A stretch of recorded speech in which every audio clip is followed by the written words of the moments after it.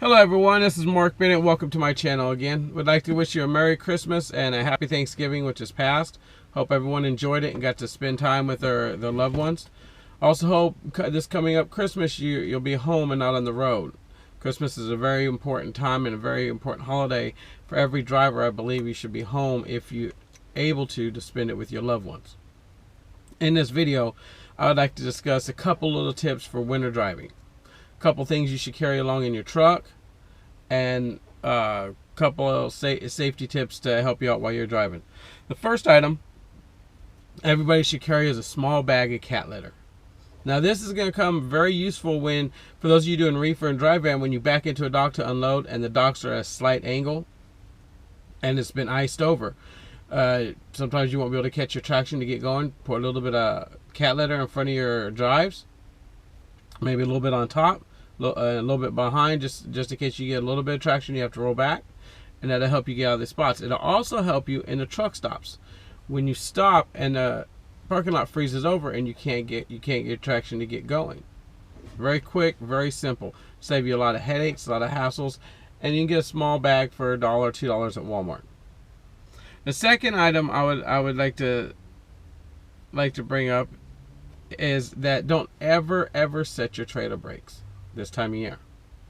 The reason being is when you've been driving all day, you've been stopping, starting, and when you come in the truck stop, you're using your brakes. Your trailer brakes are hot, and if you set them and it goes below freezing, there's a good chance that your brakes will lock up, freeze together. So when you go to release them in the morning, they won't release. So you're going to have to do one of three things: put some de-icer in your lines and hope that works, which a lot of times it won't, because it's not the lines that are froze up, it's the brake shoes actually froze to the drum. 2, call a service call out for your company. Or 3, crawl underneath there yourself with a hammer and beat on the brakes until they break loose. But all 3 of these things can be avoided by simply not setting your trailer brakes. When you stop for the night, pull your tractor brakes, set your tractor brakes, and leave your trailer brakes disengaged. Now your tractor brakes are going to hold you unless you're at a 7-8 degree decline, and I'm not sure why you would be parked in a situation like that. So set your tractor brakes, and then if you shut your truck off because you got an APU, that's fine. Let your trailer brakes set themselves over time as the air dissipates from the system. Now that will allow the brakes to cool down before they set, and you're less likely to have them froze up on you in the morning. If your tractor brakes freeze up on you when you disengage them in the morning, when you go to take off, the torque from the drive shaft will usually break those free, so you don't have to worry about those as much. Just a little tip. I've done it in the past. When I first started driving, I used to set my brakes and I had to crawl it underneath my trailer in the snow numerous times, which I really couldn't stand doing. So this is a little tip to save you that headache. I also like to talk to you about your cell phones. Everyone has a cell phone charger in their truck. I carry 3 spares. I suggest you carry at least 1 extra spare. You don't want the one time when you park somewhere and you get shut down because the interstate shut down on you and you have to pull into a rest area, or you break down and your cell phone be dead and for some reason the charger that you have for your phone not be working. It's an extra $5 to get a USB charger to carry in your truck, so you always have a charger for your phone.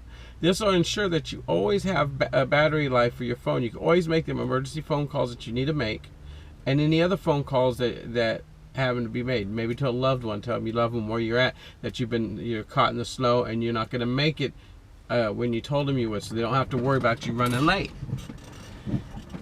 Maybe you have a buddy of yours that's running behind you coming the same way, and you had you're low on coolant, so your truck shut down and they're not too far behind. You can give them a phone call so they could stop to assist you. Well, if your phone's dead and your charger just happens not to be working for some reason, you won't be able to make these phone calls. So always carry a separate charger.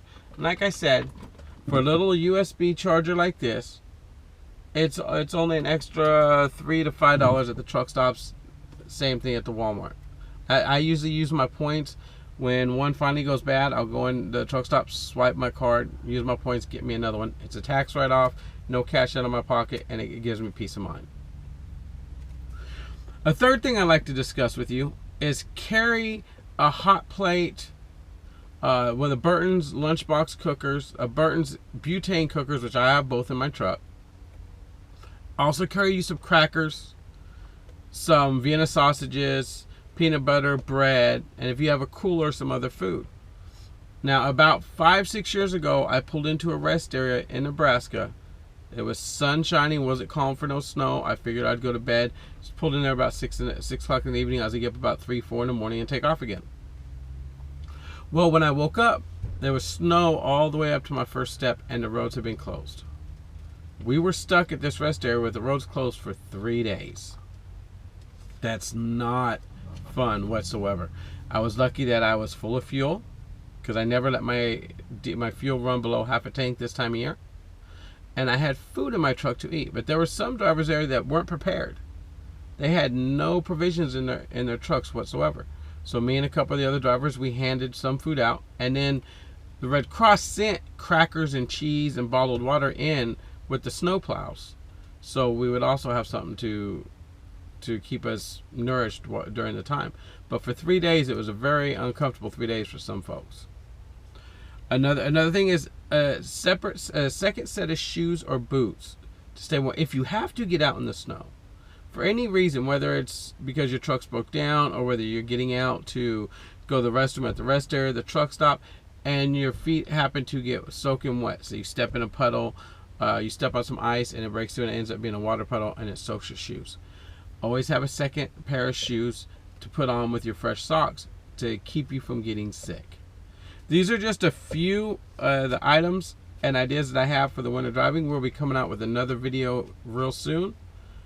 I hope you enjoyed. If you have any questions, you can reach me at mark.bennett36@gmail.com, or you could comment in the comment section below and I'll be happy to respond. Thank you and have a good day. Be safe.